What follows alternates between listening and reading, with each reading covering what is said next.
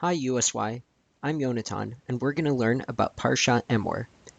Emor begins by explaining the special laws that apply to Kohanim, the descendants of Aaron who are designated as priests. These laws are in the form of prohibitions.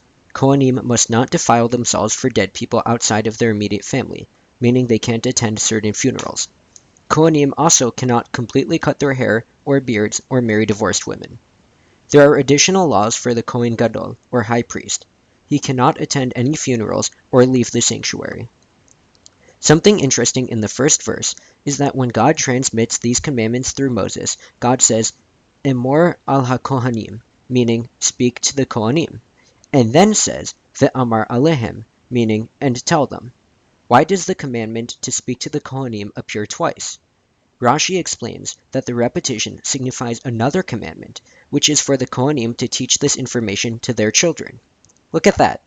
In our very first verse, which explains the commandments of the utmost holiness, we see a reference to the importance of teaching children Torah.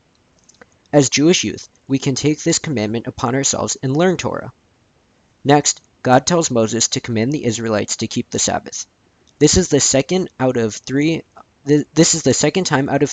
that this commandment is made in the Torah. The first being when the Ten Commandments are given to Moses in Parashat Yitro, which is in Shemot or Exodus, and the third being when Moses repeats these commandments in Parashat Va'ethanan in Devarim or Deuteronomy. Rabbi Jonathan Sacks teaches that each time the commandment of Shabbat is given, a different aspect of Shabbat is revealed. He teaches that the commandment in Emor is the Shabbat of revelation, and we should therefore use Shabbat as a time to take heed of God's revelation and reflect on Torah. After the commandment of Shabbat, God teaches Moses the commandments of all the festivals, including Passover, Shavuot, Rosh Hashanah, Yom Kippur, and Sukkot. It is interesting to note that the list of festivals in the Torah is interrupted. In between the commandments for Shavuot and Rosh Hashanah, there is an important verse which gives the commandment of Peah, meaning to leave food in the fields for the poor. Sifra teaches that Rabbi Avardimos ben Rabbi Yossi taught that this commandment is located here to teach us that if we leave Peah for the poor, it is considered as if we have brought sacrifices for the temple during these festivals. I think this teaches a lesson not only about the importance of Peah, but the importance of helping others in need however we can. I would like to emphasize however we can, because although the original way to observe Torah is to bring sacrifices, this teaching shows us that when we can't do that, there are other ways to fulfill the mitzvot.